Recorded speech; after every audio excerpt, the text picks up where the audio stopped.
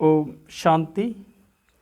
11 जून 2022 के ईश्वरीय महावाक्य सुनते हैं। आज बाप दादा और मधुबन से क्या कहते हैं हम बच्चों को। क्या मीठे बच्चे, ब्राह्मण बनकर के ऐसी कोई चलन नहीं चलना जो बाप का नाम बदनाम हो। धंधाधोरी भल करो लेकिन श्रीमत पर चलते रहो।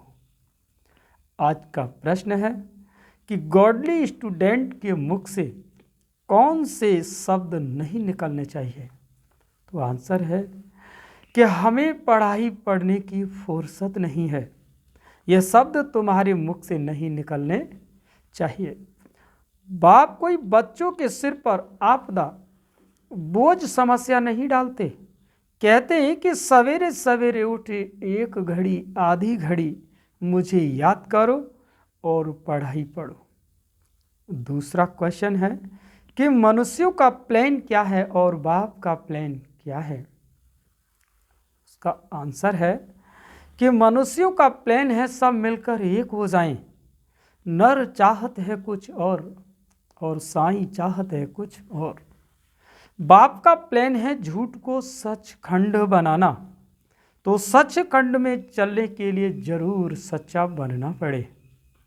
गीत है आज के इंसान को क्या हो गया भगवान कि कितना बदल गया इंसान। ओम शांति। बच्चे भी कहते हैं ओम शांति, आत्माएं भी कह सकती हैं ओम शांति। इस शरीर द्वारा ओम शांति।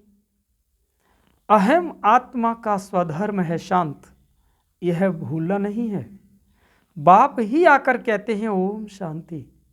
जहाँ तुम बच्चे भी शांत रहते हो और बाप भी रहते हैं, वो है हमारा शांति धाम व घर। दुनिया में कोई भी विद्वान आचार्य इन बातों को नहीं जानते। कह देते हैं आत्मा सुपरमात्मा। आत्मा का भी किसी को ज्ञान नहीं है कि आत्मा क्या है। इतनी करोड़ आत्माएं स्टार मिसल हैं, हर एक आत्मा में अपना अपना पार्ट नूदा हुआ है। जो इस समय पर इमर्ज होता है, ये बाप बैठ समझाते हैं। बाप भी जीव आत्मा बनने बगैर जीव आत्माओं को समझा न सके। मुझे भी जरूर शरीर चाहिए ना। शरीर तब लेना होता है जब रचना रची जाती है। प्रजापिता ब्रह्मा द्वारा रचना रचते हैं। रचयिता तो है निराकार शिव और प्रजापिता ब्रह्मा द्वारा ब्रह्मा कुमार और कुमारियों को समझा रहे हैं, शूद्रों को नहीं। अब हमारा है ब्राह्मण वर्ण, पहले थे शूद्र वर्ण, उनके आगे वैश्य वर्ण, क्षत्रिय वर्ण। दुनिया में इन बातों को लोग नहीं जानते। बरोबर ब्राह्मण सो देवता और क्षत्रिय वैश्य शूद्र और ब्राह्मणों की है चोटी। आगे ब्राह्मण गऊ के खुर जितना चोटी रखाते थे। तुम बाजोली खेलते हो, मैं तो नहीं खेलता हूं। इन बरड़ों के चक्र में तुम आते हो। कितनी सहज बात है। तुम्हारा नाम ही है सुदर्शन चक्रधारी। बाकी शास्त्रों में तो क्या से क्या बातें लिख दी हैं, तुम समझते हो। हम ब्राह्मण ही सुदर्शन चक्रधारी बनते हैं, परंतु यह अलंकारों की निशानी देवताओं को दी है, क्योंकि वे संपूर्ण हैं, उन्हों को ही शोभते हैं। इस नॉलेज को धारण करने से तुम फिर चक्रवर्ती राजा बनते हो। अभी सम्मुख बैठे हो, यह रुद्र ज्ञान यज्ञ। यज्ञ में ब्राह्मण जरूर चाहिए। रुद्र यज्ञ रच नहीं सकते। रुद्र शिव बाबा ने यज्ञ रचा है तो ब्राह्मण जरूर चाहिए। बाप कहते हैं कि मैं ब्राह्मण बच्चों से ही बात करता हूं। कितना बड़ा यज्ञ है। जब से बाप आए हैं यज्ञ ही रचा है। इसको कहा जाता है अश्वमेघ, अर्थात स्वराज्य स्थापन करने अर्थ। कहाँ? भारत में। सत्ययुगी स्वराज्य रचते हैं, यह शिव ज्ञान यज्ञ कहो व रुद्र ज्ञान यज्ञ कहो, सोमनाथ मंदिर भी उनका ही है। एक के बहुत ही नाम हैं, इनको यज्ञ कहा जाता है, पाठशाला नहीं। बाप ने रुद्र ज्ञान यज्ञ रचा है, यज्ञ को पाठशाला नहीं कहेंगे। ब्राह्मण द्वारा यज्ञ रचा जाता है और ब्राह्मणों को दक्षिणा देने वाला भोलानाथ है, उसको कहते ही हैं शिव भोलानाथ भंडारी। अब तुम सम्मुख बैठे हो, बाप दादा ने बच्चों को अडॉप्ट किया है, ये है बड़ी मम्मा। फिर माताओं की संभाल के लिए मम्मा मुकर्रर की जाती है, वो सबसे तीखी जाती है। इनका पाठ है मुख्य, वो है ज्ञान ज्ञानेश्वरी जगत अम्बा। महालक्ष्मी को ज्ञान ज्ञानेश्वरी नहीं कहेंगे। लक्ष्मी माना धन देवी, कहते हैं ना इनके घर लक्ष्मी अर्थात संपत्ति बहुत है, लक्ष्मी से संपत्ति ही मांगते हैं। 12 मास पूरा हुआ तो आवाहन करेंगे। जगत अम्बा सबकी मनोकामनाएं पूरी करती है। बच्चे जानते हैं जगत अम्बा है प्रजापिता ब्रह्मा की बेटी, इनका नाम है सरस्वती। एक ही नाम बस है मम्मा, तो बच्चे भी हैं। तुम शिव बाबा द्वारा नॉलेज सुन रहे हो, इनको बाप ने आकर के अडॉप्ट किया है, नाम रखा है ब्रह्मा। कहते भी हैं कि मैं पतित शरीर में आता हूं, शास्त्रों में यह कोई बातें नहीं हैं। तुम जानते हो कि नई दुनिया के लिए हम पुरुषार्थ कर रहे हैं, कांटों से फूल बन रहे हैं। सूत्र थे तो कांटे थे, अभी ब्राह्मण फूल बने हो।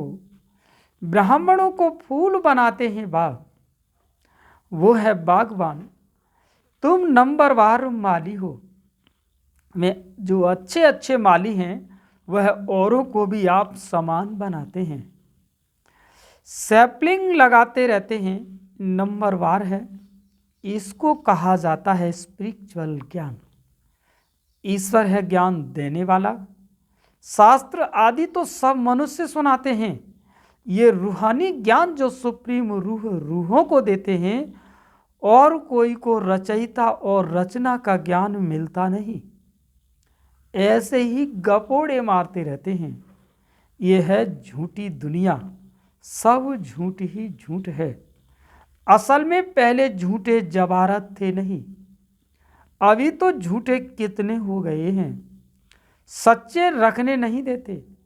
झूठ खंड में है रावण राज्य और सच खंड में है राम का स्थापन किया हुआ राज्य। यह है शिव बाबा का स्थापन किया हुआ यज्ञ। पाठशाला भी है, यज्ञ भी है और घर भी है। तुम जानते हो कि हम पारलौकिक बाप और फिर प्रजापिता ब्रह्मा के सम्मुख बैठे हैं। जब तक ब्राह्मण न बने तो वर्षा कैसे मिल सके। यज्ञ को संभालने वाले सच्चे ब्राह्मण चाहिए। विकारों में जाने वाले को ब्राह्मण नहीं कहेंगे। एक टांग रावण की बोट में और दूसरे टांग राम की बोट में, तो नतीजा क्या होगा, चिर जाएंगे। ऐसी चलन से फिर नाम बदनाम कर देते हैं। कहते हैं कि प्रजापिता ब्रह्मा की संतान और कर्तव्य शूद्रों के। बाप कहते हैं कि धंधा धूरी भल करो, परंतु श्रीमत पर चलने से फिर रेस्पॉन्सिबिलिटी उन पर हो जाती है। तुम यहाँ आए हो ईश्वरीय मत के लिए, वो है आसुरीय मत। तुम श्रीमत लेते हो श्रेष्ठ बनने के लिए, ऊंचे ते ऊंच बाप की मत देते हैं। तुम जानते हो हमको ऊंची मत मिलती है मनुष्य से देवता बनने की।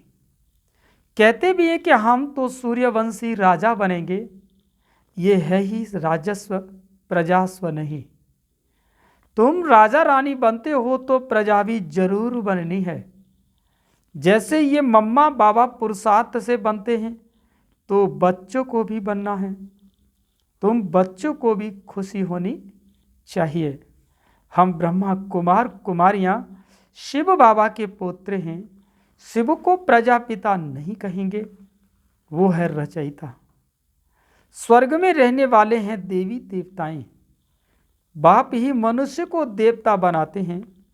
तुम्हारी काया कल्प वृक्ष समान बनती है, रेजोनेट होते हैं। तुम्हारी आत्मा जो काली हो गई है उनको प्योर गोरा बनाते हैं। जब संपूर्ण पवित्र बन जाते हैं तो फिर शरीर नहीं रहता है।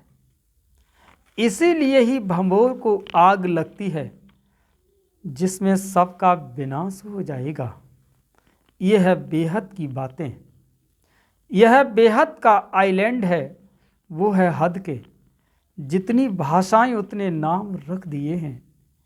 अनेक टापू हैं, परंतु यह सारी सृष्टि ही टापू है। सारी सृष्टि में रावण का राज्य है। गीत में भी है सुनाना कि क्या हालत हो गई है।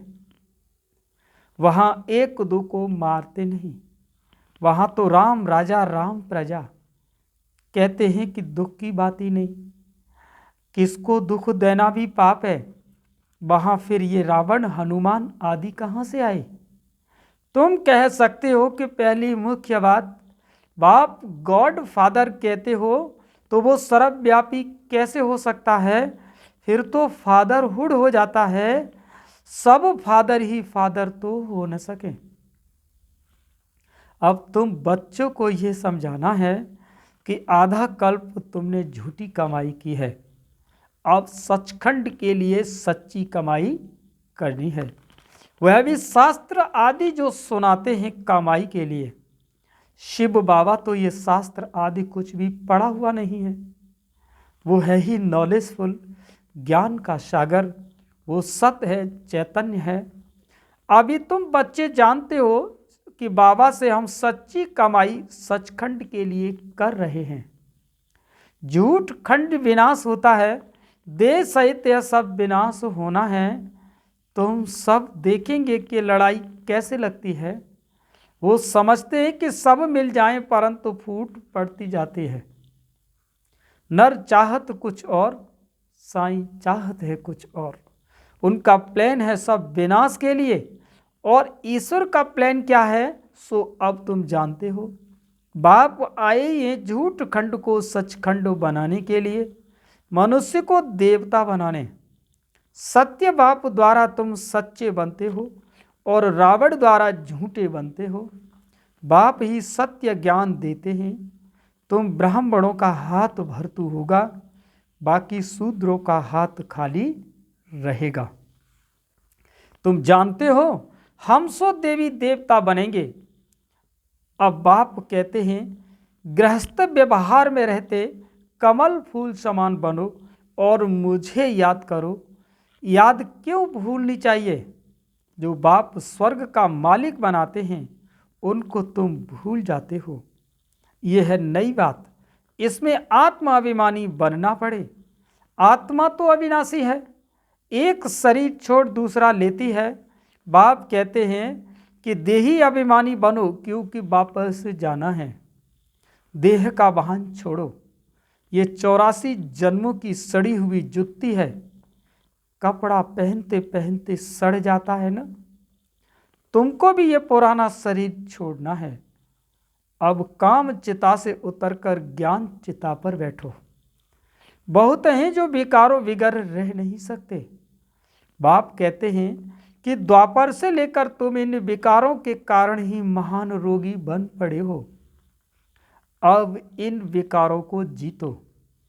काम विकार में मत जाओ। ये शरीर तो अपवित्र पतित है ना। पावन बनो। यहाँ सभी विकार से पैदा होते हैं। सतयुग त्रेता में ये विकार होते नहीं। वहाँ भी यह तो बाकी उनको स्वर्ग, इनको नरक क्यों कहा जाए। बाप कहते हैं शास्त्रों में तो कोई एम ऑब्जेक्ट ही नहीं है। यहाँ तो एम ऑब्जेक्ट है। हम अभी मनुष्य से देवता बन रहे हैं। बाप कहते हैं कि तुमने जो कुछ पढ़ा उसे भूलो, उसमें कोई सार नहीं है। तुम्हारी चढ़ती कला एक ही बार होती है। फिर उतरती कला कितना भी माथा मारो, नीचे उतरना ही है, पतित बनना ही है। यह छींची दुनिया है। तुम जानते हो हमारा भारत स्वर्ग था, अभी नरक है। पहले आदि सनातन एक ही धर्म था, वो अब नहीं है। फिर उस धर्म की स्थापना होती है। बाबा फिर से ब्रह्मा द्वारा आकर स्थापना करते हैं।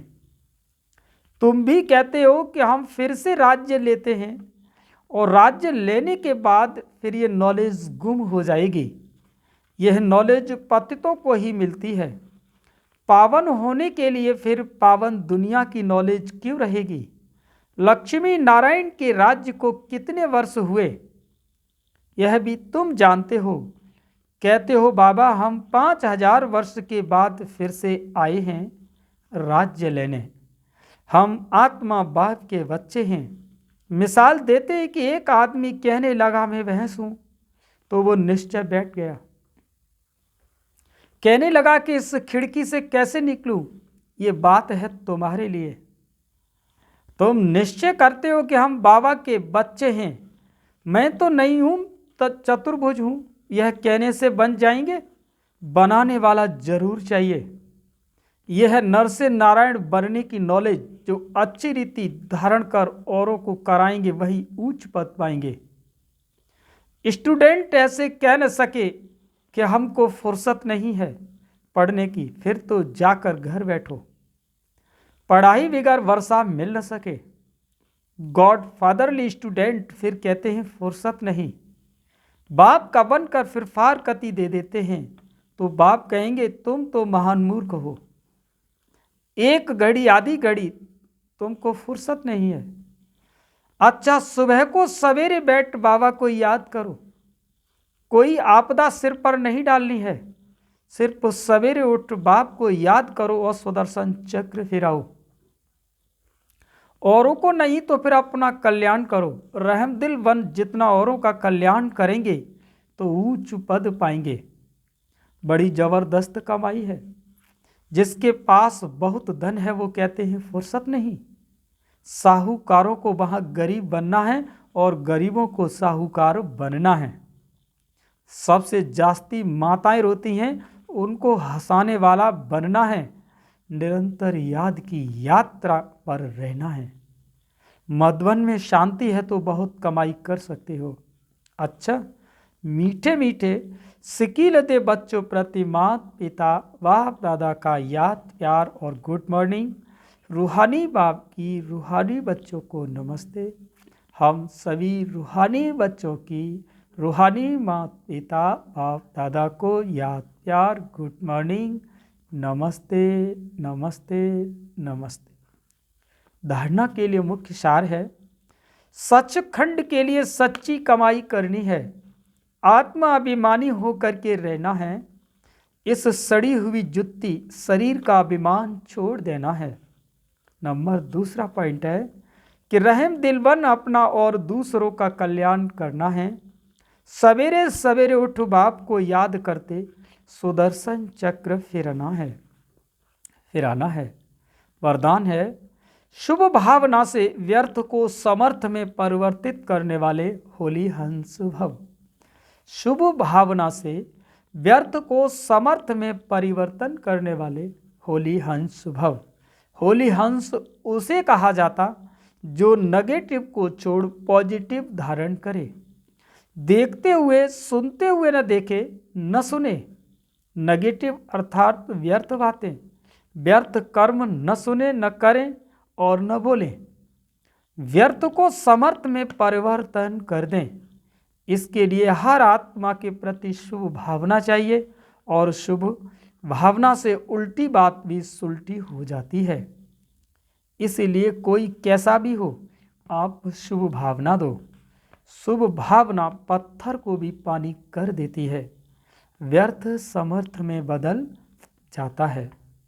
स्लोगन है आज का, अतीन्द्रिय सुख की अनुभूति करनी है तो शांत स्वरूप स्थिति में स्थित रहो। अतीन्द्रिय स्लोगन है, अतीन्द्रिय सुख की अनुभूति करनी है तो शांत स्वरूप स्थिति में रहो। अच्छा, ओम शांति।